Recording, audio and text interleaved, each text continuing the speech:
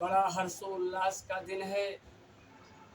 संविधान निर्माता बाबा साहब डॉक्टर भीमराव अंबेडकर जी, जिनके त्याग, तपस्या, बलिदान की वजह से भारतीय संविधान का निर्माण 2 वर्ष 11 महीना 18 दिन में हुआ।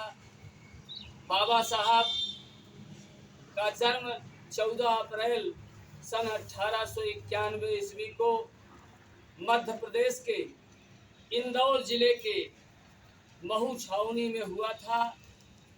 बाबा साहब जी का बचपन का नाम भीम सकपाल, बाबा साहब के पिताजी का नाम श्रद्धेय राम जी सकपाल और माता जी का नाम श्रद्धेय भीमाबाई था। बाबा साहब जी ने सन 1907 में हाई स्कूल की परीक्षा उत्तीर्ण की और इनकी असाधारण प्रतिभा से, इनके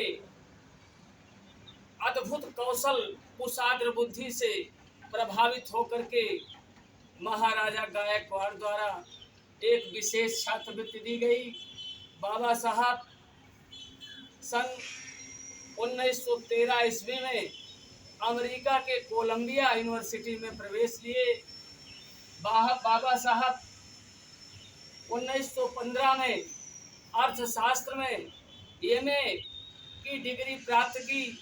बाबा साहब 1917 में लंदन में स्कूल इकोनॉमिक्स में पीएचडी की उपाधि धारण की। बाबा साहब ने सन 1923 में डॉक्टर ऑफ साइंस और वायराइट लॉ की उपाधि धारण की।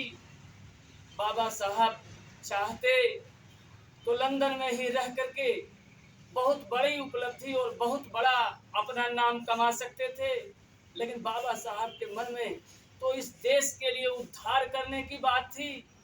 बाबा साहब को बहुत सारी यातनाएं दी गई, पीड़ा दिया गया। धर्म के नाम पे, जाति के नाम पे उनको तरह तरह का दुष्चक्र और कुरीतियों से जूझना पड़ा। लेकिन बाबा साहब जैसा महान व्यक्तित्व जब बाबा साहब के हाथ में अपने कलम से